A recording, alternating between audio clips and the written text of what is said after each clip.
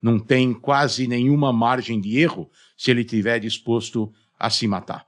E isso foi o que criou o termo xiita como um radical disposto ao sacrifício. Mas se nós olharmos para o que acontece na história depois do surgimento desse fenômeno do terrorismo suicida, nós vamos ver que os membros do Estado Islâmico, que são muito mais, talvez tenham sido tão violentos quanto os xiitas, eles são sunitas que se dispuseram ao sacrifício da mesma forma. Todos os terroristas que atacaram as Torres Gêmeas em Nova York no 11 de setembro eram sunitas, não eram xiitas. Eles eram sauditas e na Arábia Saudita tem muito poucos xiitas.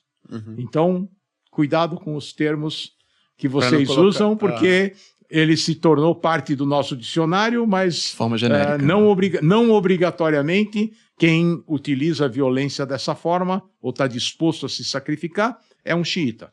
Eu ia perguntar exatamente isso, porque eu vi um vídeo recentemente de uma médica palestina comemorando que o marido havia morrido e se tornado Marte. Obviamente, a internet, a gente não sabe até que ponto o vídeo não só é verídico, como ele é atual, né? Às vezes é um vídeo mais antigo.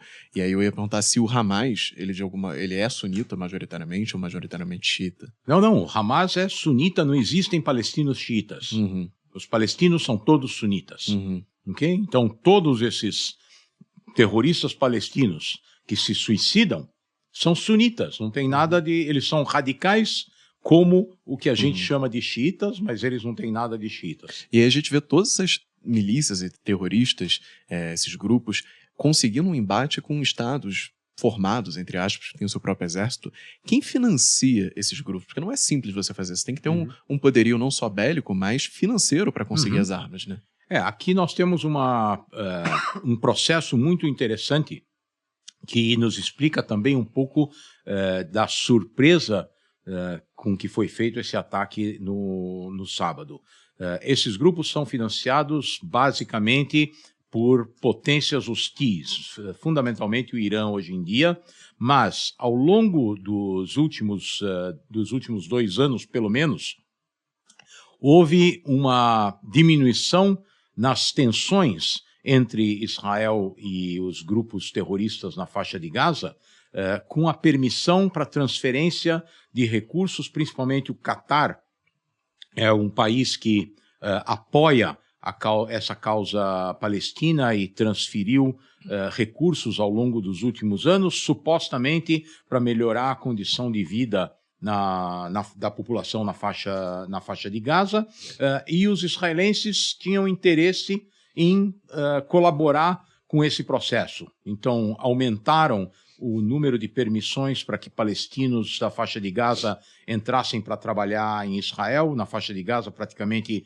não tem trabalho, o Hamas não gera nenhuma condição econômica para que a população possa se sustentar. Então, a principal fonte de renda das famílias palestinas na faixa de Gaza é o trabalho dos seus membros em Israel. Então, se vocês, hoje, obviamente, não dá para fazer isso, mas até semana passada, quem ia para a zona da fronteira da faixa de Gaza podia ver todo dia de manhã palestinos chegando até a fronteira, passando pelo controle de fronteira, e empregadores israelenses que mandavam veículos para levá-los para fazer uma colheita numa fazenda, ou para participar da construção de uma obra, ou para lavar pratos num restaurante, todo tipo de trabalhos que os palestinos estavam interessados em fazer em Israel para ter alguma renda.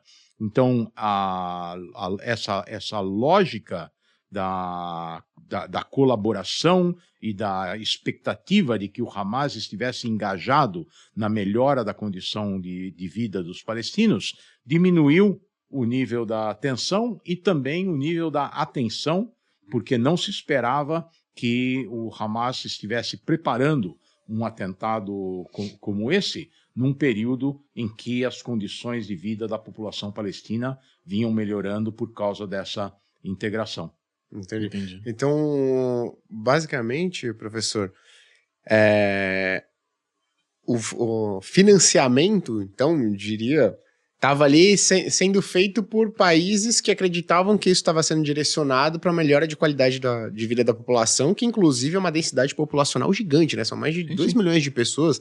Não, 2,3 milhões de pessoas. 2,3 milhões de pessoas numa faixa, num terreno... Num terreno muito restrito, 300 quilômetros quadrados. Então, agora, não é só financiamento por parte dessas entidades ou de países hostis. Nós temos, no mundo inteiro, organizações que remetem recursos para um movimento terrorista como o Hamas, com a ideia, ou talvez a ingenuidade, de que esses recursos vão ser canalizados para melhorar a condição de vida da população.